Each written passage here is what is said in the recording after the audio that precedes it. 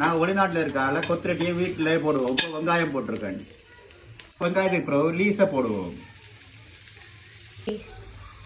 லீஸை போட்ட பிறகு கோவா போடணும்.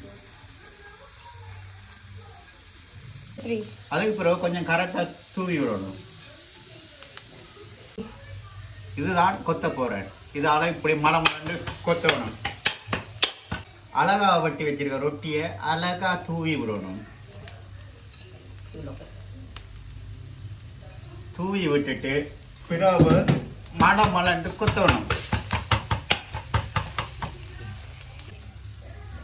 உங்கள்கிட்ட கதைச்சு நான் முட்டை போட மறந்துட்டேன். அதால முட்டையை திரும்பி போட்டு அழகா கொத்த போறேன்னு பார்த்துக்கொண்டுருங்க.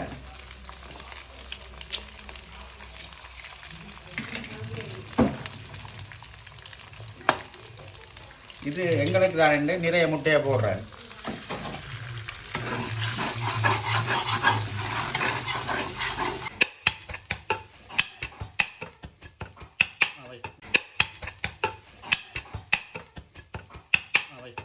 இதுதான் சிக்கனை அழகாக தூவி விடணும். கொத்து ரெடி.